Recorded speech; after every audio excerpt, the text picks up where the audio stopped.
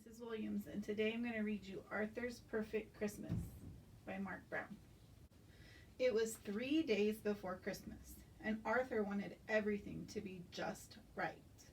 There would be lots of snow, the perfect tree, and a delicious turkey dinner.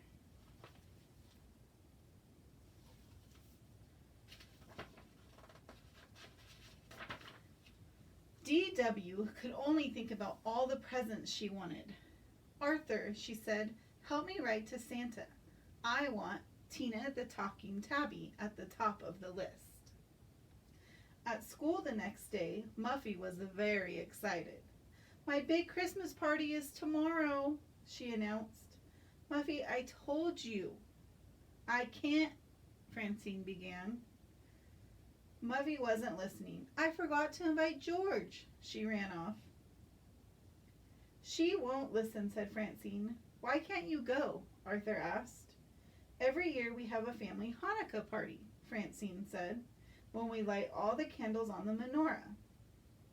Maybe you should tell her again, Arthur said. Francine shook her head. I've told her 1,000,000 times. After school, Arthur invited Buster to go shopping. I'm going to bed, said Buster. My mom woke me up too early this morning. She thought it was Christmas. It's happened every year since my parents got divorced. She cooks special pancakes and gives me all my presents. Then I tell her it's not Christmas yet and she goes back to bed. Weird, Arthur said. She's worried that I won't have a good Christmas without my dad, Buster explained. At the mall, Arthur found the perfect present for Dad. Sorry, we're sold out, the salesman said. How about this olive dipper instead? Well, okay, Arthur said.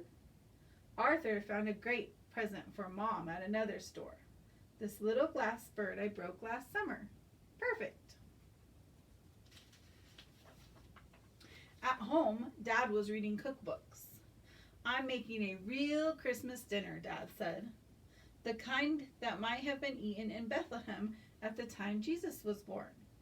Roast lamb, flatbread, and pulse, an ancient Roman dish made with chickpeas. There goes the perfect Christmas dinner, Arthur thought. The next day at Muffy's party, everyone was having fun, except Arthur. How can it be perfect without snow? Said Arthur. Well, said the Brian, no one really knows what day Jesus was born. The holiday is in December, probably because that's when the Romans celebrated winter solstice. I still want snow, said Arthur. Gather near, royal subjects, Muffy announced. I, the Princess of Christmas, will now give out your presents.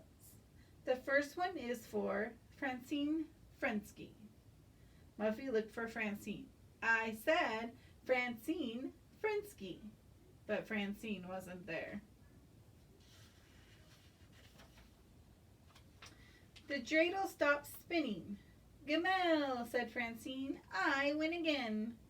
The phone rang. Francine, it's for you, called her mother. Where are you? Muffy shouted. Muffy, said Francine. I told you I couldn't come because our family Hanukkah party. But you see your family every day, Muffy said. Besides, Hanukkah's not as important as Christmas. Francine gasped. Well, it is to me. She hung up. Muffy was shocked. Buster, wake up, said Arthur. Is it Christmas again? Buster asked. Time for pancakes? Maybe you and your mom shouldn't have Christmas, said the Brian. It makes you so tired. Buster sighed. But what else can I do? Invent your own holidays, suggested the Brian. My family celebrates Kwanzaa, and that was invented for African Americans by Dr. Maluna Karenga. You could celebrate Baxter Day, said Arthur. Buster wasn't so sure. When he got home, Arthur couldn't believe his eyes. That doesn't look like a Christmas tree, Arthur said. Yes, it does, said D.W. It's beautiful. I wanted something normal, said Arthur. not unicorns and trolls. You can decorate the rest of the tree, Mom said, just the way you want. There goes the perfect Christmas tree, Arthur thought. Later, Arthur wrapped all his gifts and put them under the tree. Mom is going to be so surprised, he said. D.W. came in with cookies, milk, and a bucket. For Santa, she said. Now help me fill this pail with water. Water? Arthur asked. For the reindeer, silly, said D.W. Arthur had just climbed into bed when he heard a loud crash outside. Oops, said a voice. Uncle Fred, I thought you were going to Florida, said Arthur. I thought I'd drop off your presents first, Uncle Fred said, and my truck just died. Sorry about the fence, clumsy me. Arthur remembered how Uncle Fred had broken Mom's tea set last Christmas. You're welcome to stay here, Mom said. Rory, too. Arthur heard barks and growls from the living room. Rory and Pal were fighting over Mom's present. Let go of that, shouted Arthur. The box went flying through the air. Arthur made a wild dive and caught the box before it hit the floor. Whew! He decided to put the gift in a safe place. The next morning, everyone woke up. D.W. woke everyone up. Arthur, wake up, it's Christmas, she cried. D.W. stopped in the hall. Santa?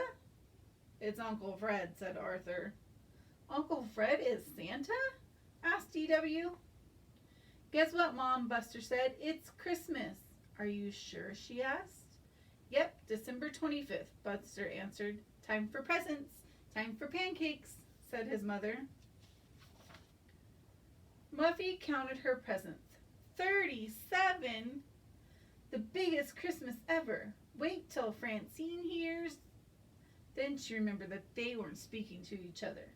Muffy opened her new makeup kit and looked in the mirror. I don't really need makeup, but Francine might like it. But Francine wasn't her friend anymore.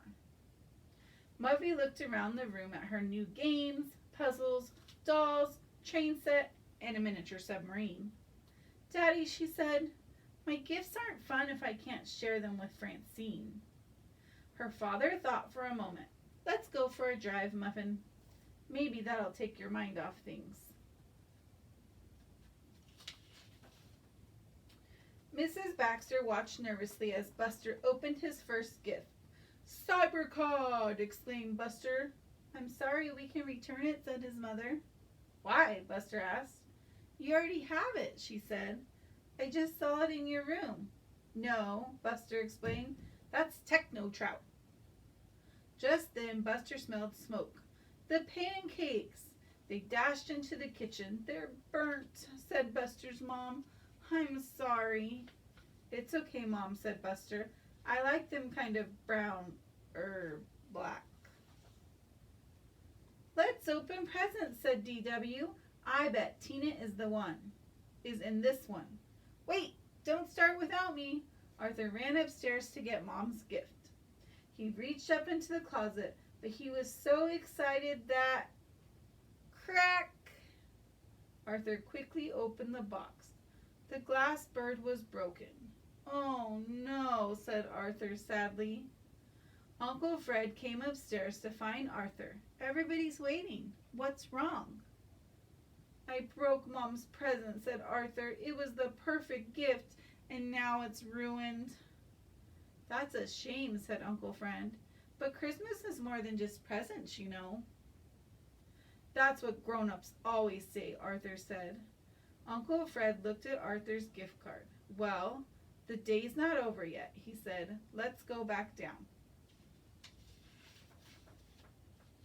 Francine answered the door. Muffy? Muffy took a deep breath. I'm sorry about what I said, but you're my best friend and the party was important to me. Come in, said Francine. I want to explain why Hanukkah is important to me. She showed Muffy the menorah. Oh, on the last night of Hanukkah, all my relatives come to our house. After our potluck dinner, we say our prayers, and then my father lights all the candles. It really makes me feel like I'm part of something special. I'm so sorry, said Muffy. I should have listened to you. You forgot the best family tradition of all, said Mr. Frinsky. What's that? Muffy asked. Going to the movies, Francine answered. Come on. Another Veginator, said Dad. That makes 4. DW had one present left. I know what this is. She tore off the wrapping paper with one swipe. It has to be... She ripped the box open. A duck? DW looked confused. Not just any duck, Mom said. A duck that says 4,000 words. Can it say meow? Asked DW. Well, no, Mom said.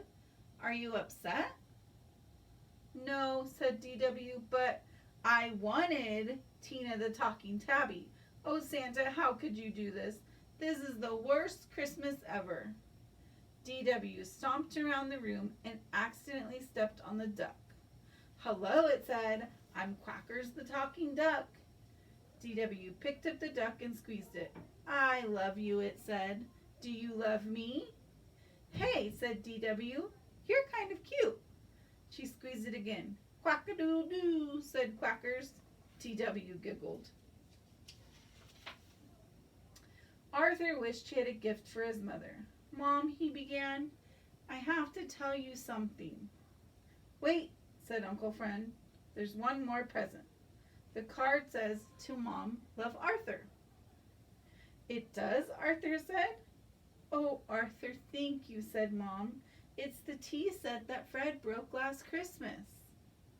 Better keep it away from me, joked Uncle Fred. Arthur didn't know what to say. At the Pancake Palace, Buster's mother checked her list.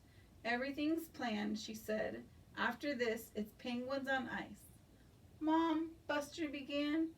Then we'll rush home so I can start the roast and make the pudding. Mom, then we'll watch the TV special. Then we'll... Mom! Mrs. Baxter looked up. Yes, dear.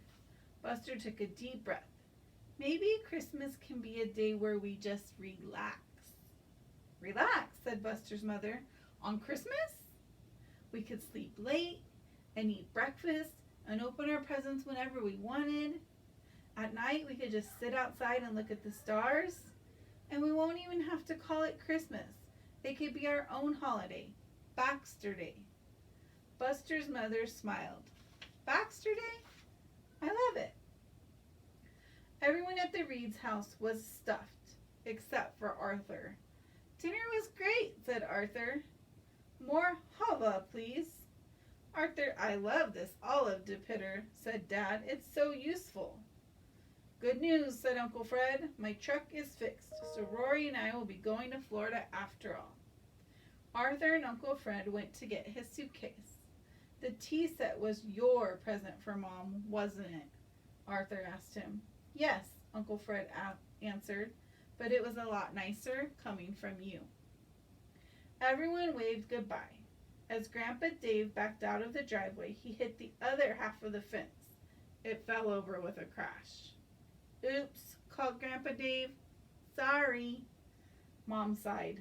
Like father, like son. Later, when Arthur went outside, he was amazed. It's snowing, he shouted. This is the perfect Christmas. Arthur Reed, DW yelled. You'd better get inside before you catch pneumonia.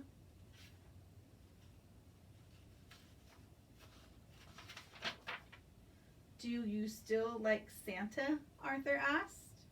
He didn't give you what you wanted. Of course, said DW. He knew I'd like Quackers better than Tina. She hugged Quackers. Quickly, quackly, doodle-doo. You love me and I love you. He can say 4,000 words, and I want you to hear all of them, said DW. Oh no, Arthur groaned. The end.